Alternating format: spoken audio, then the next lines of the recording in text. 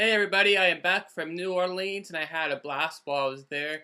I didn't want to come back to Ohio, but I want to put this on Dan Oz 430254 because there's few people that haven't transferred over yet to Book Disorders channel, and I'll put a link to that channel. And I did go to Barnes& Noble when I was in Baton Rouge, and I will put my Barnes& Noble haul on Book Disorders. But this is everything I got while I was in New Orleans. The first part of this will be books, and the last part will be the artwork and different things that I got while I was in New Orleans. So if you don't want to watch the rest of the video, you could just watch the books and then go do something else. But I was at the Garden District. We were doing tours Monday, and we had 2 tours in the Garden District. And I found this bookstore, and it's a haunted store. It used to be an old skating rink that this Harris bought, and she bought it for the carnival or the uh, World Fair, I believe that might have been in New Orleans at the time. And she bought it just basically to have a skating rink. Well, the New Orleans city could not afford to keep the skating ring open, so they closed it. So now there's like a deli there, there's a shopping center there, and there's a bookstore there. I would say about 80% of the books there were autographed books. People that been in New Orleans at book signings, or authors from New Orleans that had their books there. But they have a bag, an autographed bag that I got that has a lot of different authors, and you can see Anne Rice there, who I love. So I went in there and I got a few books. One I'm reading right now, it's okay. It's called Exit the Actress by Pira Parmar, and it takes place during King Charles II. And what it is this woman is a vendor selling oranges, and she sells it right outside the theater. And the people are so impressed by her and captivated by her that she becomes an actress. It's okay so far. It's not really getting into much of the storyline right now. About 80 pages into it. The next one I got, because I do like classical music and Baroque era, and Tim over at Bumblebee, I think you'll like this book, and I like this book. It's called Vivaldi's Virgins, and it's by Barbara Quick. And I haven't really heard anything about this. I just looked at the title and read the back, and I gave it a 3 out of 5 stars on Goodreads. Uh, just really powerful. I might do a review on it over at Book Disorders if you guys want me to. But Vivaldi's Virgins by Barbara Quick, and it's nothing what I expected it to be, but it ended up being good. So then I went over.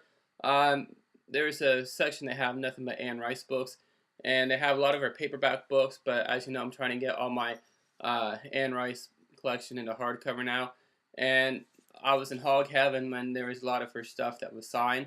So I've already read this one, as you know, and it's The Wolf Gift by Anne Rice, and it's autographed, and I will show the autograph. And she just has a simple little signature there. See it? The next 4 are also by her, but the next 2 are signed. These, however, are book plates, and this one is one of my favorite books of hers, and it's the second book in the Angel Time series of Love and Evil by Anne Rice. I already had this hardcover, but I just seen this book plate signed, and I had to get it. And I'll show you the book plate here.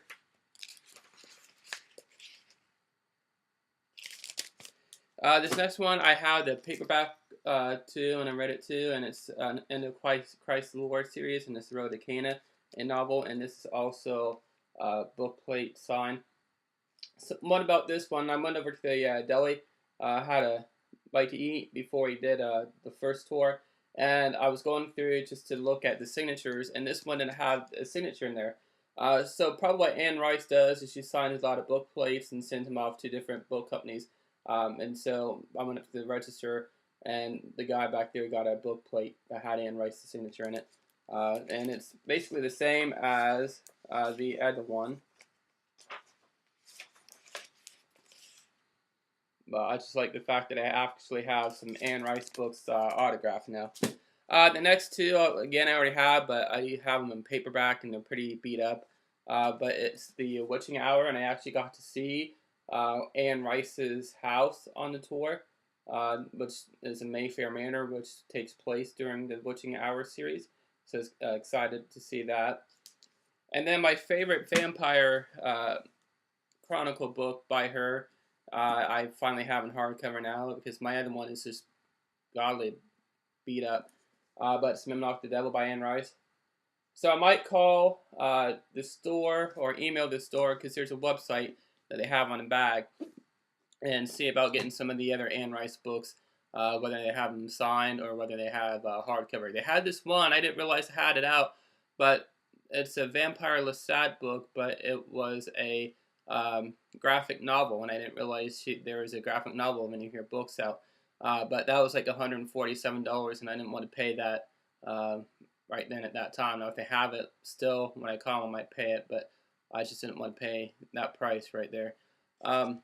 Now for the artworks, if you don't want to see any of the artwork or any of the other stuff I got, then feel free to stop this video, go and look on something else. Last day we were there, I went to the French market, and I got a few pieces of artwork there. This is one of them, and it's a print, so I'll have to have it framed and hung up. I like this next piece here. 3 pictures in one. Really vibrant colors. Really like the artist. And this other piece here. Like the broken keyboards here because I played piano for about 8 years. I haven't touched it since. And then another one that's on slate, and I really liked it. A lot of El Cinco de Mayo stuff that this artist did because, of course, that's coming up. And I really like this piece, and I got that. And finally, on the first night, when I did a vampire tour, which the tour guide was really awesome, I found this one. And the artist was probably 3 years younger than I was. But I don't know if you can see. Let me see if I can move this back here. It's just a big piece, but piano keys on the bottom. And the Bourbon Street, and this is only like $30. Could believe this big of an artwork is only $30. And on the back here, I got it signed and the date that he signed it. The next two, I don't know, or the next 5 things are masks. I don't know if anybody's ever seen the Stanley Kubrick movie Eyes Wide Shut, but I've always been fascinated with the Venetian masks after that movie. And over on the French Quarter, they had a shop called the Mask Shop, and I went in there and wanted to get a lot of the masks, but they were closed after we did some of our tours, and they closed early, but I did find one over at the French Quarter that I went to. I was trying to wear one of these, but they only give you that, and you have to tie them back, and I couldn't get it tied. But here's the first mask. It's a simple black and white Voltaire mask is what they call them, a face mask.